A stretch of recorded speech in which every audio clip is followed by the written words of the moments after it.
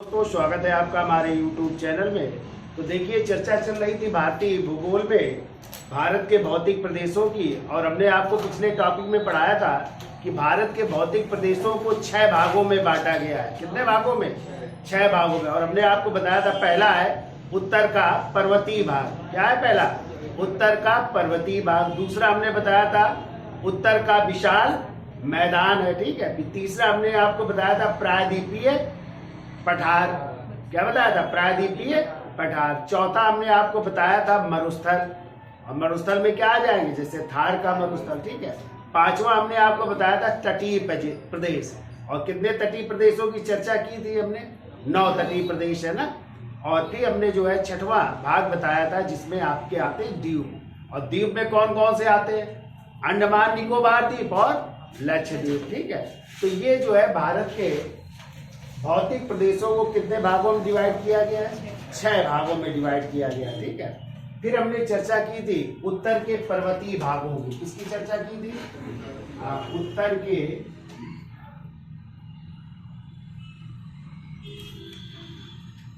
पर्वतीय भागों की चर्चा की। और हमने बताया था उत्तर का जो पर्वतीय भाग है वो 5 लाख वर्ग किलोमीटर में फैला हुआ है। कितने लाख वर्ग किलोमीटर? 5 लाख वर्ग किलोमीटर में फैला हुआ है, ठीक है। और इस उत्तर के पर्वतीय भागों को जो है 3 भागों में डिवाइड किया गया है। कितने भागों में? 3 भागों में। तो हमने आपको बताया था पहला भाग है ट्रांस हिमालय। ट्रांस हिमालय, या इसी को कहते हैं पार हिमालय भी कहते हैं। क्या कहते हैं? पार हिमालय, ठीक है। और हमने आपको बताया था इस ट्रांस हिमालय के 4 भाग है। कितने श्रेणियां हैं? 4 पर्वत श्रेणियां है, ठीक है। 3 भारत में है और 1 है तिब्बत में, ठीक है। तो भारत में हमने आपको बताई थी कौन कौन सी है। तो पहले ही है, सबसे ऊपर है काराकोरम श्रेणी। कौन सी? काराकोरम श्रेणी है। दूसरे नंबर पे हमने आपको बताया था लद्दाख की श्रेणी है, या लद्दाख श्रेणी कह सकते हैं। और तीसरी हमने आपको बताया था जास्कर श्रेणी है, ठीक है। जास्कर श्रेणी है। और ये तीनों श्रेणियां कहाँ पे है? भारत में। कहाँ पे है? भारत में है, ठीक है। और चौथी हमने आपको बताई थी, उसी को कहते हैं कैलाश श्रेणी। कौन सी श्रेणी? कैलाश श्रेणी। जहाँ पे आप लोग कैलाश मानसरोवर यात्रा जाते हो करने, ठीक है, तो वो कैलाश श्रेणी कहलाती है। और ये श्रेणी कहाँ पे स्थित है? तो ये है आपकी तिब्बत में। कहाँ पे है? तिब्बत में है, ठीक है। तो ये इस तरह जो है उत्तर के पर्वतीय भागों में, उत्तर के पर्वतीय भाग है जिनकी लंबाई है कितनी? 5 लाख वर्ग किलोमीटर में। और इसके कितने पार्ट है? तो हमने आपको बताया ट्रांस हिमालय, ठीक है। और ट्रांस हिमालय को क्या कहते हैं? पार हिमालय। और इसी में श्रेणी कितनी है? 3 भारत में और 1 तिब्बत में। तो एक है काराकोरम श्रेणी, दूसरी है लद्दाख श्रेणी, और तीसरी है जास्कर श्रेणी। ये कहाँ पे? भारत में है। और चौथी है कैलाश श्रेणी, जो कहाँ पे है? तिब्बत, ठीक है। फिर हमने जो है दूसरे नंबर में आपको बताया था, इसी को कहते हैं हिमालय। क्या कहते हैं? हिमालय कहते हैं, ठीक है। जो मेन हिमालय का पार्ट है, तो दूसरा भाग है हिमालय कहलाता है। और इस हिमालय को जो हमने आपको बताया था, इसको भी कई भागों में डिवाइड किया गया है, ठीक है। तो ए नंबर हमने आपको पढ़ाया था, इसी को कहते हैं कौन सा हिमालय? महान हिमालय या बृहद हिमालय, ठीक है। तो आप लोग पढ़ेंगे पहला महान हिमालय या बृहद हिमालय, बृहद हिमालय। और इसी को किस नाम से जानते हैं? हिमाद्री के नाम से जानते हैं। किस नाम से? हिमाद्री के नाम से जानते हैं, ठीक है। फिर दूसरे में हमने आपको बताया था, कहते हैं मध्य हिमालय कहते हैं, ठीक है। मध्य हिमालय कहते हैं। और इसी को जो है लघु हिमालय भी कहते हैं या निम्न हिमालय भी कहते हैं, ठीक है। लघु हिमालय या निम्न हिमालय भी कहते हैं। और इसी का एक और नाम है हिमांचल भी कहते हैं। क्या कहते हैं? हिमांचल भी कहते हैं, ठीक है। इस तरह जो है हिमालय को बांटा गया है। और इसी का जो है तीसरा जो पार्ट है उसी को कहते हैं बाह्य हिमालय। क्या कहते हैं? बाह्य हिमालय। और इसी बाह्य हिमालय को एक और नाम से जानते हैं, शिवालिक। शिवालिक भी कहते हैं, ठीक है, शिवालिक हिमालय भी कहते हैं। तो इस तरह हिमालय को भी 3 भागों में बांटा गया है। फिर हमने आपको बताया था तीसरा जो है और वो ही कहलाता है आपका, क्या कहलाता है? उसी को कहते हैं पूर्वांचल की पहाड़ियाँ। क्या कहते हैं? पूर्वांचल की पहाड़ियाँ। पूर्वांचल की पहाड़ियाँ कहते हैं, ठीक है। जैसे आप लोग पढ़ेंगे पूर्वांचल जो पूर्वोत्तर राज्य वहाँ पे पहाड़ियाँ है ना, गारो, खासी, जयंती या ये सब जो है पहाड़ियाँ हैं, तो वही जो है कहलाती है पूर्वांचल की पहाड़ियाँ, ठीक है। तो इस तरह इनको बांटा गया है, किसको? उत्तर के पर्वतीय भागों में। कितने भागों में? 3 भागों में, ठीक है। पहला है ट्रांस हिमालय या पार हिमालय, और इसी में श्रेणियां हैं कौन कौन सी? काराकोरम श्रेणी, लद्दाख श्रेणी, जास्कर श्रेणी। ये तीनों कहाँ पे? भारत में। जबकि कैलाश श्रेणी कहाँ पे? तिब्बत में है। फिर हमने बताया दूसरा है हिमालय, और हिमालय को भी 3 भागों में बांटा गया है। पहला कहलाता है महान हिमालय या बृहद हिमालय, इसी को क्या कहते हैं? हिमाद्री कहते हैं। दूसरा है मध्य हिमालय या लघु हिमालय या निम्न हिमालय, इसी को क्या कहते हैं? हिमांचल कहते हैं। और तीसरा है बाह्य हिमालय या इसी को कहते हैं शिवालिक की पहाड़ियाँ, ठीक है। और तीसरे नंबर में पूर्वांचल की पहाड़ियाँ। तो हमने जो है पिछले टॉपिक में ट्रांस हिमालय की चर्चा की थी, ठीक है। और ट्रांस हिमालय की हमने श्रेणियों की चर्चा की थी, और ये 3 श्रेणियाँ कौन कौन सी हमने चर्चा की थी, तो शायद एक श्रेणी की चर्चा हमने कर ली थी, और देख लेते हैं। पहली श्रेणी कौन सी थी? काराकोरम श्रेणी थी। दूसरी कौन सी थी? लद्दाख श्रेणी। और तीसरी कौन सी? जास्कर श्रेणी है, ठीक है। और हमने आपको बताया था इसी जो काराकोरम श्रेणी है सबसे, यदि आज भारत की सबसे उत्तरतम श्रेणी कौन सी है, तो आप लोग क्या बताएंगे? काराकोरम श्रेणी। ये भारत की जो है उत्तरतम श्रेणी है, ठीक है, सबसे उत्तर में है, ठीक है। फिर इसी के बारे में हमने चर्चा की थी कि काराकोरम श्रेणी को जो है स्पाइनल कार्ड या मेरुदंड के नाम से भी जाना जाता है, ठीक है। और हमने आपको बताया था इसका प्राचीन नाम या महाभारत काल में इसको क्या कहते थे? बताइए जरा, कौन से पर्वत के नाम से जाना जाता था महाभारत काल में? काराकोरम श्रेणी को देखिए,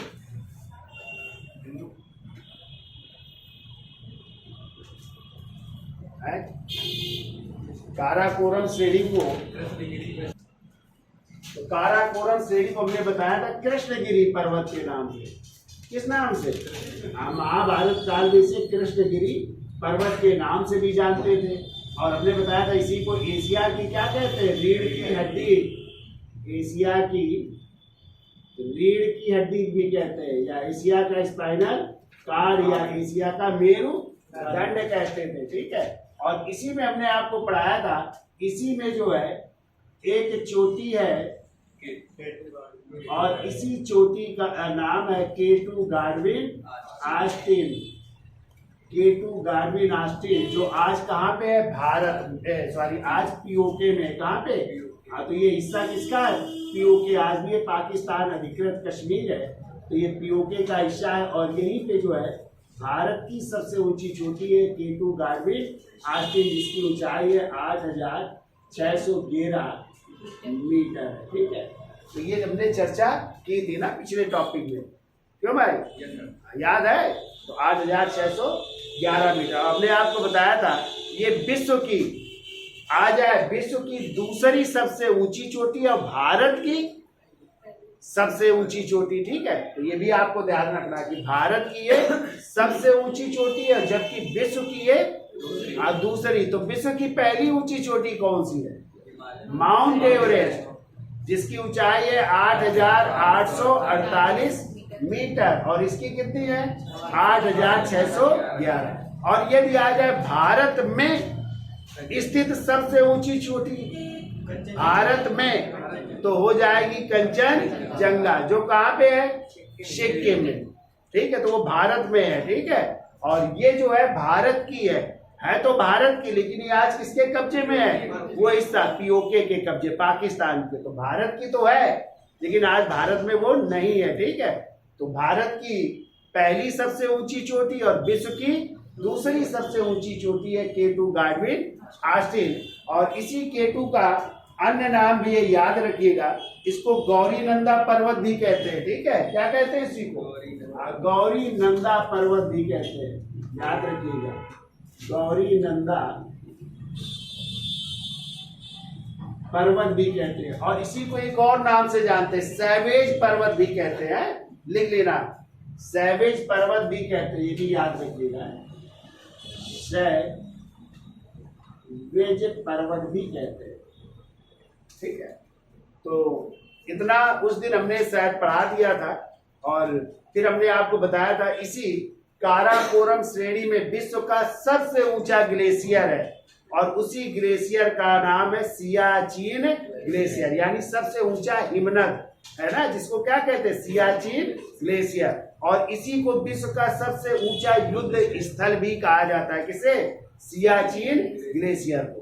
तो पहले तो ये याद रखिएगा, सबसे ऊंची यदि पूछा जाए कौन सी पर्वत श्रेणी है तो काराकोरम पर्वत श्रेणी, ठीक है, जो किस हिमालय में है? ट्रांस है हिमालय में, ठीक है। और सबसे ऊंची चोटी आ जाए काराकोरम श्रेणी में तो कौन सी हो जाएगी? K2 Godwin. क्लियर? अच्छा, अब आगे चलते हैं, तो इसका स्क्रीनशॉट ले लो, फिर आगे चलते हैं। तो देखिए, ट्रांस हिमालय की इस तरह चोटी पहली कौन सी हो गई? काराकोरम हो गई। और कौन कौन सी हो गई? दूसरी लद्दाख, जास्कर। इसके अलावा ये भी कुछ चोटियां हैं, जैसे गसेर बूम, मसेर बूम, ब्रॉड पीक और कौन सी? Hidden peak. तो बताइए सैडल पीक चोटी कहाँ पे है? तो सैडल पीक चोटी आपके अंडमान निकोबार में है, ठीक है, याद आया? तो वो अंडमान निकोबार में, ठीक है। अब देखो, काराकोरम श्रेणी का सबसे ऊंचा जो ग्लेशियर है या जो ग्लेशियर पाए जाते हैं, तो पहला लिखिए सियाचिन ग्लेशियर। तो हेडिंग डाल लीजिए सियाचिन ग्लेशियर, ठीक है। तो देखो सियाचिन ग्लेशियर कहाँ पे है? तो पहला पॉइंट लिखो, यह नुब्रा घाटी में स्थित है, यह नुब्रा घाटी में स्थित है, यह नुब्रा घाटी में स्थित है। दूसरा लिखिए, यह देखो भारत का सबसे बड़ा हिमनद है, यह भारत का सबसे बड़ा हिमनद है। तीसरा पॉइंट लिखो, इसे भारत का काकपिट कहा जाता है, इसे भारत का काकपिट कहा जाता है, काकपिट कहा जाता है, भारत का काकपिट भी कहलाता है, ठीक है। और चौथा पॉइंट लिखिए, यह विश्व का सबसे ऊंचा युद्ध स्थल है, यह विश्व का सबसे ऊंचा युद्ध स्थल है, ठीक है, युद्ध स्थल। क्वेश्चन आता है ना, भारत का काकपिट किसे कहा जाता है? क्या बताएंगे? सियाचिन ग्लेशियर को जो है भारत का काकपिट कहा जाता है, ठीक है। और यह विश्व का सबसे ऊंचा युद्ध स्थल है, तो highest battlefield of the world भी कह सकते हैं, ठीक है, highest battlefield of the world, यानी भारत का सबसे या विश्व का सबसे ऊंचा युद्ध स्थल भी कहते हैं, ठीक है। फिर वो एक ऑपरेशन हुआ था और वो है ऑपरेशन मेघदूत, ठीक है। और इसी के तहत सियाचिन ग्लेशियर पर पाकिस्तानियों ने कब्जा कर लिया था, ठीक है। तो इसको जो है मुक्त कराया गया था। तो 1984 में कौन सा ऑपरेशन? मेघदूत के तहत। तो लिखिए अगला पॉइंट, देखो 1984 में ऑपरेशन मेघदूत के तहत, ऑपरेशन मेघदूत के तहत, ऑपरेशन मेघदूत के तहत सियाचिन पर पुनः कब्जा किया गया। सियाचिन पर पुनः कब्जा किया गया। सियाचिन पर पुनः कब्जा किया गया।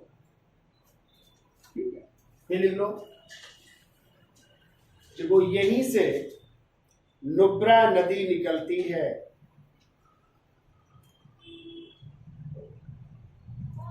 यहीं से कौन सी नदी निकलती है? नुब्रा। यहीं से, पीछे हमने लिखाया था नदी का नाम, देखो यहीं से नुब्रा नदी निकलती है।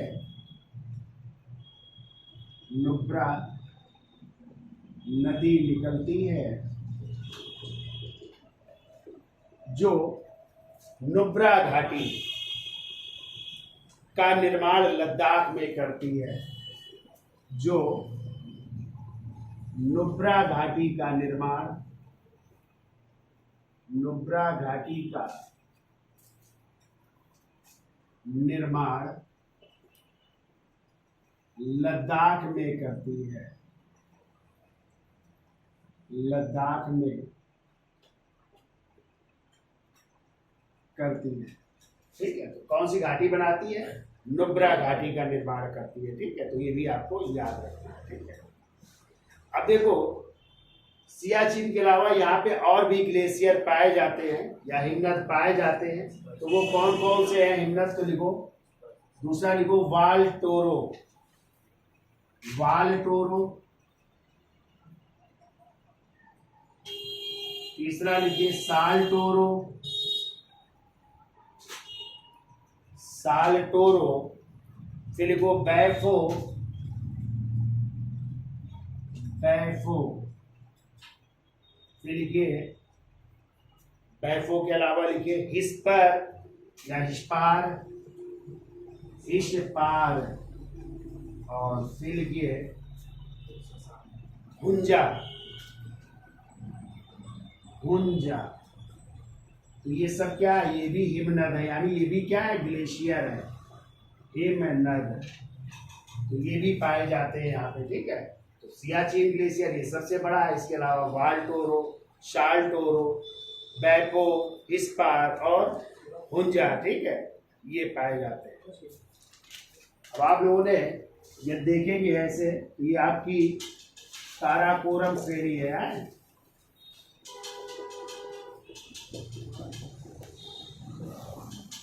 ये काराकोरम श्रेणी है और यहीं से निकलती है नुब्रा नदी है।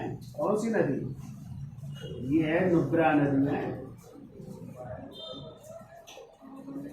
नुब्रा नदी की निकलती है और यहीं से एक और नदी निकलती है, श्योक नदी। ठीक है, एक श्योक नदी भी पढ़ेंगे जब आप लोग नदियां पढ़ेंगे, तो यहाँ से जो है श्योक नदी भी निकलती है, श्योक नदी। और इसी से एक और नदी निकलती है और वो श्योक नदी में मिल जाती है आकर के। और यही है गलवान घाटी, पढ़ाया आप लोगों ने? गलवान नदी भी यहीं से निकलती है। ठीक है, और इधर जो है यहीं से गलवान घाटी का इधर का जो इलाका है वो चीन के कब्जे में है। तो गलवान घाटी को नहीं पार कर रहे थे जब अभी भारत और चीन के बीच सैनिकों की वो हुई थी, आपसी नहीं मुठभेड़ हुई थी। तो इधर आपका यही है अक्साई चीन, जिस पर किसका कब्जा है? चीन का कब्जा है, जो पाकिस्तान ने दे दिया था। ठीक है, तो गलवान जो घाटी है इसके इस तरफ क्या है? अक्साई चीन, और इधर इंडिया का इलाका शुरू हो जाता है। ठीक है, तो ये भी चित्र बना लीजिए। और ये है आपका काराकोरम श्रेणी। ठीक है, ये भी ऐसे बना लीजिए, ये भी चित्र बना लीजिए। काराकोरम से कौन सी नदी? नुब्रा नदी। और कौन सी एक? श्वेक नदी। और उधर गलवान नदी भी निकलती है, जो किससे मिल जाती है? श्वेक नदी से मिल जाती है। और इधर फिर आपका कौन सा चीन है? अक्साई चीन है इसी गलवान नदी के इस तरफ, ठीक है। तो ये कहानी हो गई सियाचिन ग्लेशियर और काराकोरम श्रेणी की, ठीक है। अब दूसरी श्रेणी हेडिंग डाल दीजिए, वो है लद्दाख श्रेणी, लद्दाख पर्वत श्रेणी। इसका स्क्रीनशॉट ले लो फिर आगे चले। तो देखिए दूसरी हेडिंग डालिए, जो दूसरी श्रेणी है वो कौन सी है, लद्दाख पर्वत श्रेणी है। अब देखो लद्दाख पर्वत श्रेणी में यदि क्वेश्चन आ जाए लद्दाख का शाब्दिक अर्थ क्या है, तो लद्दाख का शाब्दिक अर्थ होता है लाख दर्रों का घर। क्या कहते हैं, लाख दर्रों का घर। तो पहला पॉइंट लिखिए, लिखिए लद्दाख का शाब्दिक अर्थ है, लद्दाख का शाब्दिक अर्थ है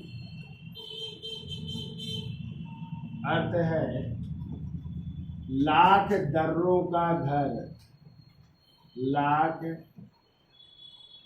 दर्रों का घर है, ये इसका शाब्दिक अर्थ होता है, लाख दर्रों का घर, ठीक है। दर्रे यहाँ पे काफी, अभी हम जब दर्रे पढ़ाएंगे तो वहां पे चर्चा करेंगे, ठीक है। फिर को दूसरा नंबर लिखिए, लद्दाख पर्वत श्रेणी की सबसे ऊंची चोटी, लद्दाख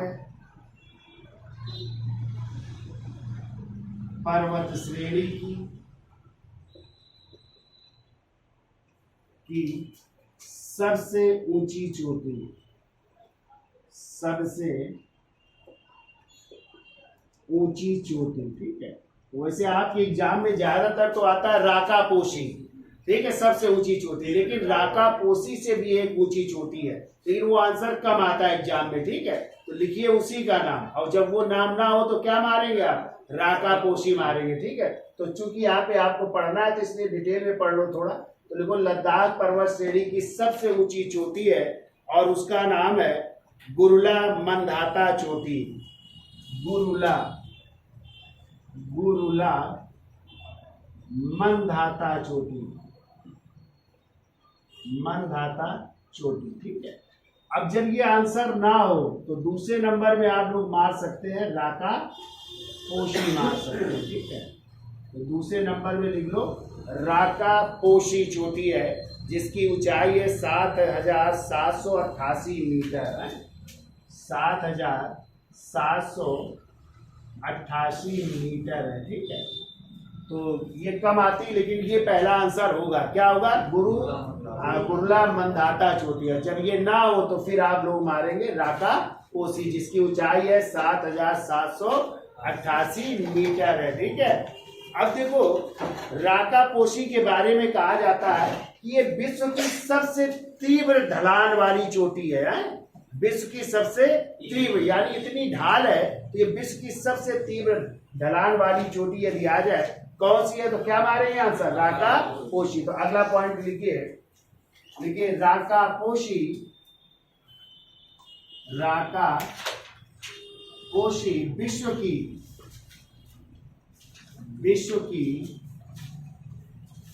सबसे तीव्र ढलान वाली, सबसे तीव्र ढलान वाली चोटी है, ढलान वाली चोटी है। तो लिखिए राका पोशी विश्व की सबसे तीव्र ढलान वाली चोटी है,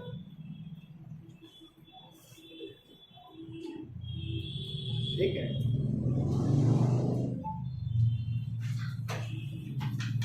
फिर देखो चौथा पॉइंट लिखिए, देखो काराकोरम श्रेणी व लद्दाख श्रेणी के बीच, काराकोरम श्रेणी व लद्दाख श्रेणी के बीच, लद्दाख श्रेणी के बीच एक मैदान पाया जाता है। कौन सा मैदान है पता आपको, इन दोनों के बीच काराकोरम श्रेणी ये है और लद्दाख श्रेणी ये है, इसके बीच एक मैदान है और इसी को कहते हैं सोडा का मैदान। कौन सा मैदान, सोडा का मैदान कहते हैं, ठीक है। हाँ, इनके बीच के जोन को क्या कहते हैं? Suture zone. कल हमने दिखाया था ना पिछले टॉपिक में, ध्यान रखिएगा। तो लिखिए, काराकोरम श्रेणी व लद्दाख श्रेणी के बीच में शोडा का मैदान स्थित है। शोडा का मैदान स्थित है। सोडा का मैदान स्थित है, ये भी याद रखिएगा, ठीक है। फिर लिखिए, लद्दाख को, अगला पॉइंट को, लद्दाख को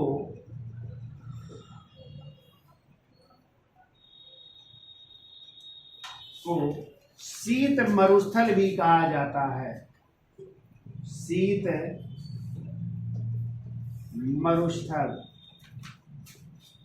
भी कहा जाता है। शीत मरुस्थल भी कहा जाता है, ठीक है। यदि आ जाए कि भारत का शीत मरुस्थल किसे कहा जाता है, तो क्या बताएंगे? लद्दाख को भारत का शीत मरुस्थल कहते हैं। और यदि आ जाए कि आप लोगों ने बीएसआर पढ़े, जैव मंडल आरक्षित क्षेत्र, इस समय 18 है ना जैव मंडल आरक्षित क्षेत्र। तो यदि आ जाए किस जैव मंडल आरक्षित क्षेत्र को जो है शीत जैव मंडल आरक्षित क्षेत्र के नाम से जाना जाता है, तो वो कौन सा होगा? बताइए जरा। आपने पढ़ा है, हिमाचल प्रदेश में है वो। तो कोल्ड डेजर्ट, ठीक है। विश्व का शीत जो है जैव मंडल आरक्षित क्षेत्र कहलाता है कोल्ड डेजर्ट को कहते हैं, जिसे लौह स्फीति भी कहते हैं, ठीक है। तो वो भी याद रखिएगा आप लोग।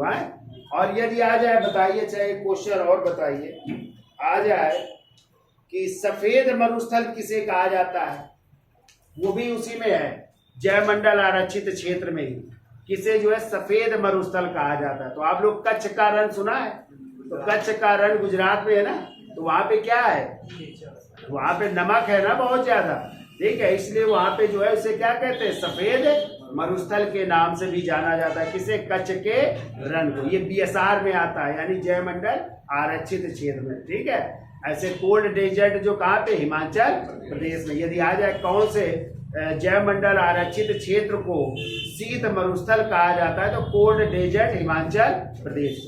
और वैसे आ जाए कि किस पर्वत श्रेणी को जो है शीत मरुस्थल कहा जाता है, तो लद्दाख को, ठीक है। तो लद्दाख को क्या कहते हैं? शीत मरुस्थल भी कहते हैं, ठीक है। फिर लिखिए, देखो, लद्दाख का पठार भारत का सबसे ऊंचा पठार है। लद्दाख का पठार, वैसे विश्व का सबसे ऊंचा पठार कौन सा है? पीछे हमने पढ़ाया था, पामीर का पठार। लेकिन आज भारत का सबसे ऊंचा पठार कौन सा है? तो लद्दाख का पठार। तो देखो, लद्दाख का पठार भारत का सबसे ऊंचा पठार है। भारत का सबसे ऊंचा पठार है। लद्दाख का पठार भारत का सबसे ऊंचा पठार है, इसलिए इसे मिनी तिब्बत का पठार भी कहते हैं। इसलिए इसे मिनी तिब्बत का पठार या लघु तिब्बत का पठार भी कहते हैं। मिनी तिब्बत का पठार भी कहते हैं। मिनी तिब्बत का पठार भी कहते हैं।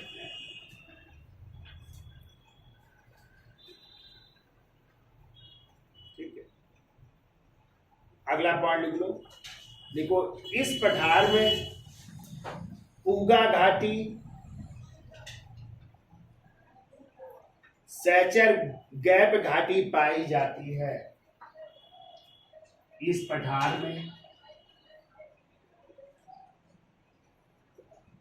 पूगा घाटी और सैचर गैप घाटी, सैचर गैप घाटी पाई जाती है। इतनी चीजें आपको याद रखना है किसमें, लद्दाख पर्वत श्रेणी में। याद हो जाए तो लद्दाख का शाब्दिक अर्थ क्या होता है, लाख दर्रों का घर। फिर क्वेश्चन आएगा लद्दाख पर्वत श्रेणी की सबसे ऊंची चोटी कौन सी है, या तो आंसर होगा गुरुला मंदाता चोटी, ना हो तो फिर क्या हो जाएगा, राका ओसी चोटी जो 7,788 मीटर ऊंची है। यदि आ जाए विश्व की सबसे तीव्र ढलान वाली चोटी कौन सी है, तो फिर क्या हो जाएगी, राका पोशी। यदि आ जाए काराकोरम श्रेणी और लद्दाख श्रेणी के बीच में कौन सा मैदान है, तो सोडा का मैदान स्थित है।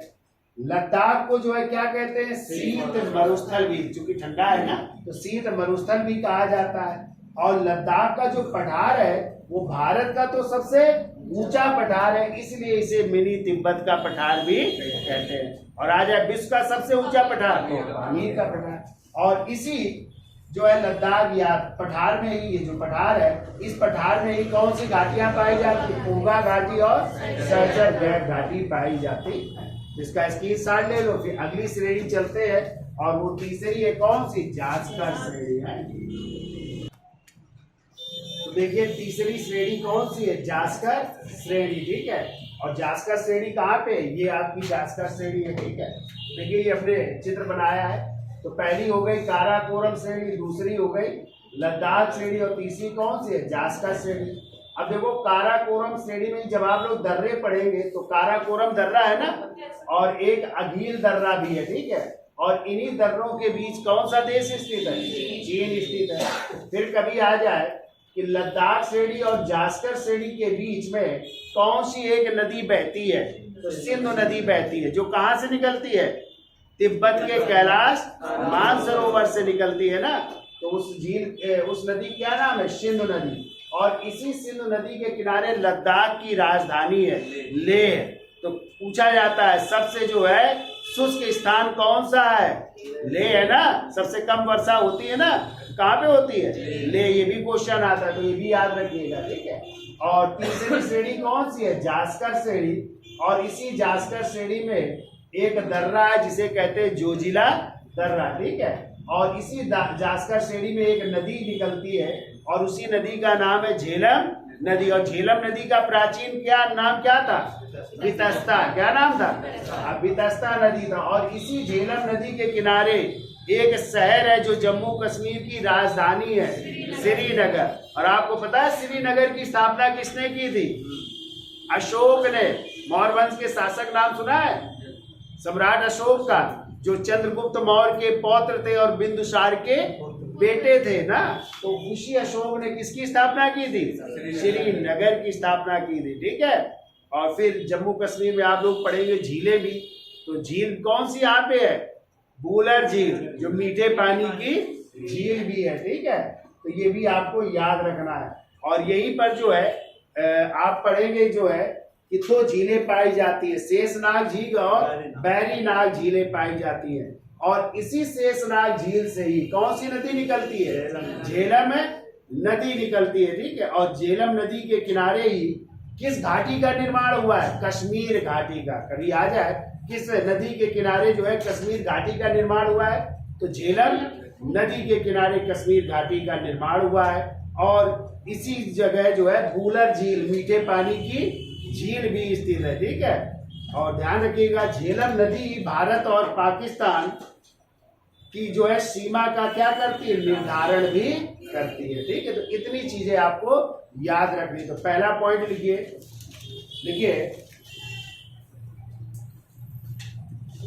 देखो लद्दाख एवं जास्कर श्रेणी के बीच सिंधु नदी बहती है। लद्दाख व जास्कर श्रेणी के बीच, जास्कर श्रेणी के बीच कौन सी नदी, सिंधु नदी बहती है, सिंधु नदी बहती, ठीक है।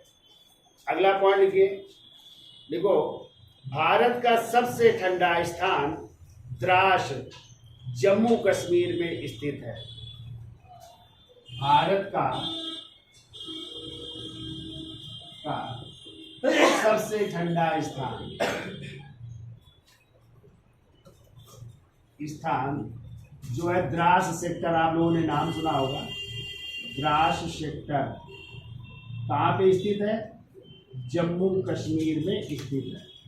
ठीक है, फिर ये अगला पॉइंट देखो, जास्कर श्रेणी से ही शेषनाग व बैरीनाग झीलें, जास्कर श्रेणी में ही,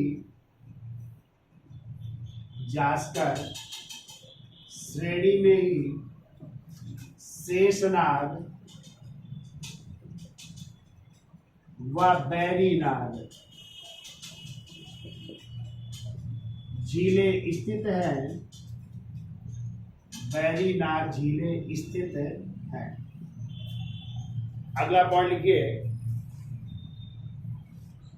देखो शेषनाग झील झेलम नदी का उद्गम स्थल है। शेष नाग झील झेलम नदी का,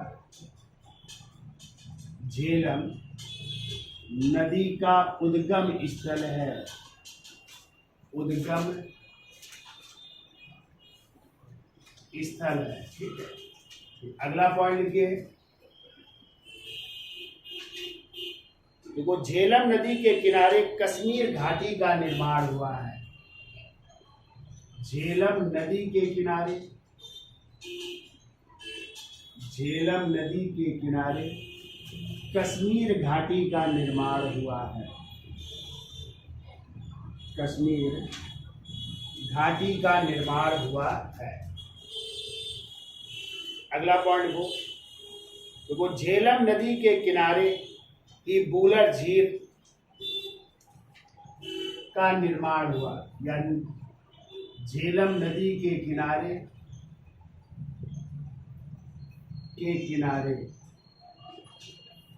बूलर झील, बूलर झील स्थित है, जो कैसी है? मीठे पानी की झील है। ऐसे लिख लो, झेलम नदी के किनारे मीठे पानी की झील बूलर झील स्थित है। झेलम नदी के किनारे मीठे पानी की झील बूलर झील स्थित है। फिर लिख लो अगला पॉइंट, झेलम नदी के किनारे, झेलम नदी के किनारे जम्मू कश्मीर की राजधानी श्रीनगर स्थित है। श्रीनगर स्थित है, जिसकी स्थापना सम्राट अशोक ने की,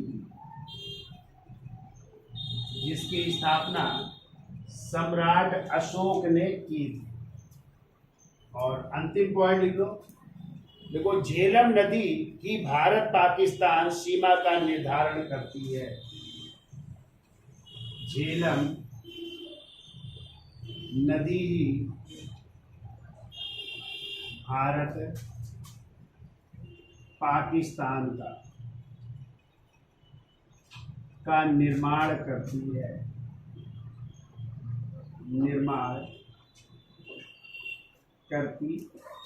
ठीक है, तो ये आपकी तीनों श्रेणियां हो गई। कौन कौन सी? काराकोरम, लद्दाख और जास्का श्रेणी। फिर हमने आपको बताया था चौथी श्रेणी आपकी कहाँ पे है? तिब्बत में, और उसे कहते हैं कैलाश, कैलाश श्रेणी कहते हैं। तो चौथी हेडिंग डाल लो, कैलाश श्रेणी है। एक पॉइंट में लिखना है बस, कैलाश श्रेणी है। तो देखो यह तिब्बत में स्थित है, या कहाँ पे स्थित है? तिब्बत में स्थित है, और इसी श्रेणी से होकर, और इसी कैलाश श्रेणी से होकर,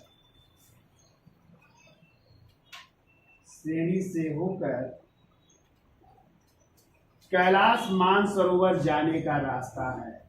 कैलाश मानसरोवर जाने का रास्ता है। कैलाश मानसरोवर की यात्रा लोग जाते हैं ना, तो कहाँ पे कैलाश मानसरोवर है? तिब्बत में। तो किस श्रेणी से होकर के जाते हैं? कैलाश श्रेणी से होकर के जाते हैं। तो ये है आपके ट्रांस हिमालय की व्याख्या है। तो ट्रांस हिमालय को इस तरह कितनी श्रेणियों में? 4। तो 3 भारत में और 1 तिब्बत में। तो 3 भारत में कौन कौन सी हो गई? काराकोरम, लद्दाख और जास्कर। जबकि तिब्बत में कौन सी हो गई? कैलाश श्रेणी। ठीक है, तो अब जो है आज के लिए इतना रखते हैं, फिर हम चर्चा करेंगे हिमालय की। और हिमालय के भी कितने पार्ट हैं? 3 पार्ट है। ठीक है, और उसमें महान हिमालय, फिर लघु हिमालय और फिर कौन सी? मैंने पूर्वांचल की पहाड़ियों की चर्चा की जाएगी। ठीक है, तो आज के लिए इतना रखते हैं। तो वीडियो अच्छा लगा हो तो लाइक, शेयर और सब्सक्राइब करें। धन्यवाद।